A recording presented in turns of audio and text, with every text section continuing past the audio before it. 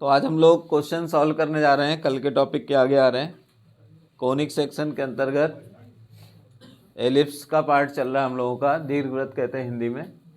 और हम लोगों के सामने आज एक क्वेश्चन आया हुआ है दीर्घवृत्त का, x²/36 + y²/16 = 1 से हम लोग कैलकुलेट करेंगे शीर्ष, नाभि, दीर्घ अक्ष, लघु अक्ष, उत्केंद्रता, नाभिलंब की माप, नियता का समीकरण, और इन सब की सहायता से एक फिगर भी बना सकते हैं।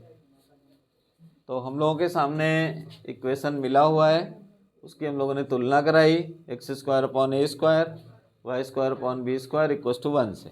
तो हमें वैल्यू मिल जाती है a² = 30, b² = 16। तो 36 का स्क्वायर रूट 6 होता है और 16 का स्क्वायर रूट 4। तो a और b की तुलना कराते हैं। a बड़ा है b से, इसका मतलब दीर्घवृत्त का फिगर x अक्ष पर बनेगा। ठीक है, अब सबसे पहला काम हमें उत्केंद्रता ही निकालना होता है। उत्केंद्रता अगर आप नहीं निकाले रहेंगे तो आपके बहुत सारी ऐसी वैल्यू है जहाँ प्रॉब्लम क्रिएट होगी। तो दीर्घवृत्त में सबसे पहली चीज़ अगर हम लोग कैलकुलेट करना कोई सीखते हैं तो उत्केंद्रता। दूसरे नंबर पर दीर्घ अक्ष और लघु अक्ष निकालना बहुत सरल होता है। इसमें दीर्घ अक्ष और लघु अक्ष ए और बी पर डिपेंड करते हैं। ए और बी की वैल्यू पता चल जाती है, दीर्घ अक्ष और लघु अक्ष हमारे डिक्लेयर हो जाते हैं। उसके बाद जो सबसे ज़्यादा बार पूछा जाने वाला फैक्टर है वो है नाभिलंब की माप, लेंथ ऑफ लेटस रेक्टम जिसे कहते हैं। लेंथ ऑफ लेटस रेक्टम भी फिक्स रहता है, ये पूछा ही पूछा जाएगा 2b²/a ओनली, नॉट a²। ठीक, तो इस तरह से एक दीर्घवृत्त के क्वेश्चन में इतने सारे कंटेंट आते हैं, और भी रहेंगे, उसके लिए दूसरे क्वेश्चंस में हम लोग डिस्कस करेंगे। तो चलिए इसी तरह इसी को देख करके आप सबके लिए एक क्वेश्चन रहेगा। इक्वेशन मैं चेंज करूंगा, बाकी सारे पॉइंट्स ऐसे ही रहेंगे। तो जो क्वेश्चन है हम लोगों के सामने, बोलने के बाद बंद करें। x²/16 y²/9 = 1 है। तो इस दीर्घवृत्त के समीकरण की सहायता से हम लोगों को दीर्घवृत्त के अंतर्गत इसका वर्टेक्स निकालना है, फोकाई निकालना है, नाभियाँ, मेजर एक्सिस दीर्घ अक्ष पता करना है, माइनर एक्सिस लघु अक्ष पता करना है, उत्केंद्रता पता करनी है, नाभिलंब की माप पता करनी है, नियता का समीकरण निकालना है। अगर फोकल रेडियल कहते तो नाभि त्रिज्या भी निकालना पड़ता, मैंने नहीं पूछा इसमें, और फिगर भी ड्रॉ करना है। ठीक है, तो जैसे इस क्वेश्चन को हम लोगों ने किया है सेम टू सेम उसी तरह से आप सब लोग इसका कैलकुलेशन कराएंगे। ठीक है, तो सबसे पहले तो हम लोग दीर्घवृत्त के समीकरण से इसकी तुलना करेंगे, ए और बी की वैल्यू डिक्लेयर हो। ठीक है, तो आइए देखते हैं ए और बी की वैल्यू से क्या मिलता है हम लोगों को। तो a² बराबर आपको मिला 16 और b² बराबर आपको मिला 9। a की वैल्यू हो जाएगी 4 और b की वैल्यू 3। तो आपने कहा कि 4 3 से बड़ा। 4 कैसा है 3 से? a > b। अब आपको पता चल गया कि हमारे सारे फॉर्मूले यही लगने वाले हैं। क्यों? क्योंकि a b से बड़ा है, यानी आपका एलिप्स x अक्ष पर है, यही फिगर जाएगा। तो सबसे पहला काम आपने किया, उत्केंद्रता निकाली, इसेंट्रिसिटी निकाली।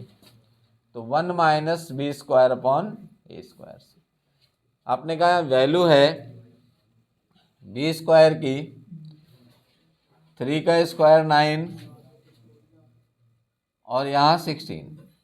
ठीक, तो अब 16 में 9 घटाइए। ठीक है, 16 - 9/16, तो ये कितना हो गया?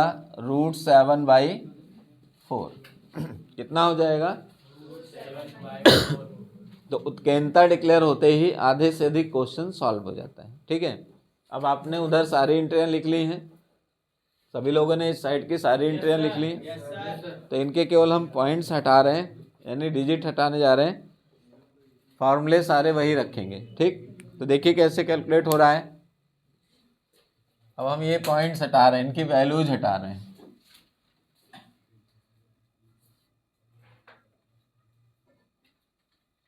सिर्फ इनकी वैल्यू हट रही हैं, ठीक है। इसी तरह इस फिगर के अंदर से भी काफी पॉइंट्स हट जाएंगे।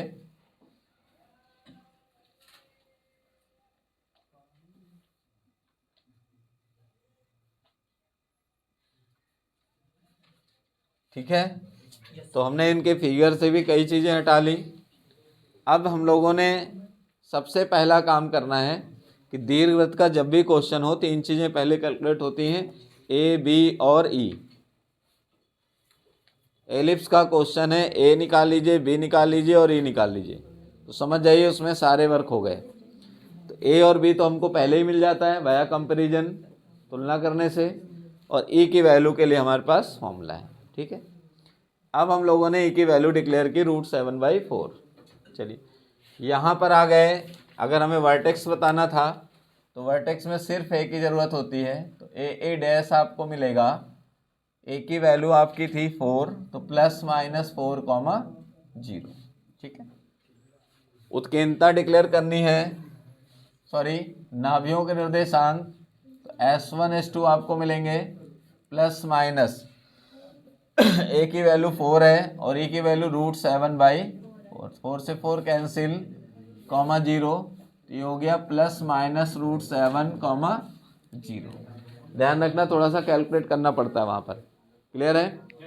हेलो, बात नहीं।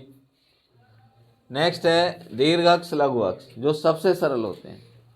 दीर्घ अक्ष में 2a यानी 2 × 4, 2 × 4 कितना होता है?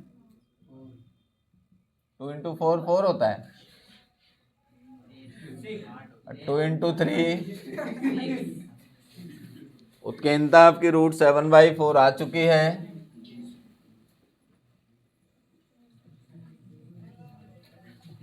नाभिलंब length of latus rectum 2b² कितना आएगा? बी की वैल्यू 3 है,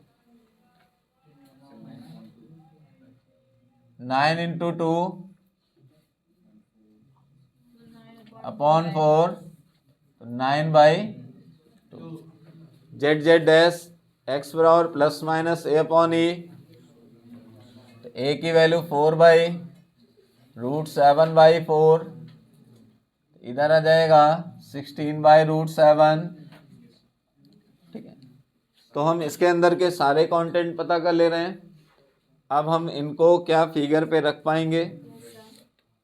फिगर पे अब रख सकते हैं। चलिए सभी लोग कंटेंट फिगर पे रखिए।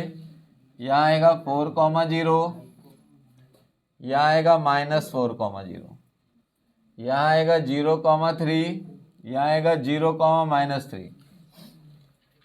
फोकाई नाभियों के निर्देशांक +√7,0 -√7,0।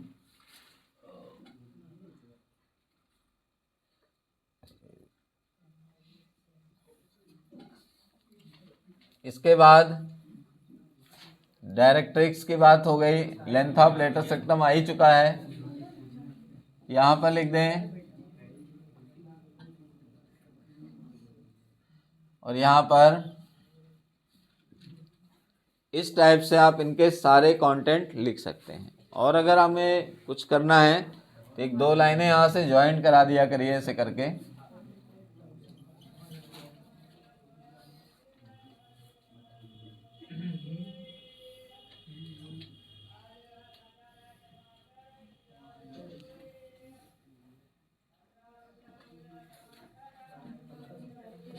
इस टाइप से अब कुछ ये फॉर्मेट समझ में आ रहा है, फॉर्मूला कुछ दिमाग में जा रहा है। अब कल का फॉर्मूले का मेथड मीनिंग समझ में आ रहा है, करना क्या होता है। चलिए तीसरा क्वेश्चन आते ही आपको कंफर्म हो जाएगा कि हम लोग कर क्या रहे हैं यहाँ पर।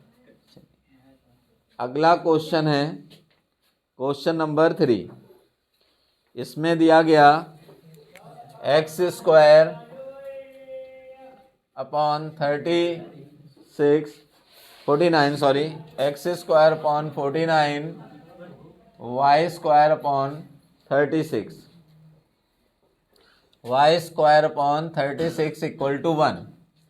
अब आपको इससे ये सारी एंट्रियाँ लिखनी हैं और फिगर बना के उसमें सारे एंट्रियों को ड्रॉ करना है।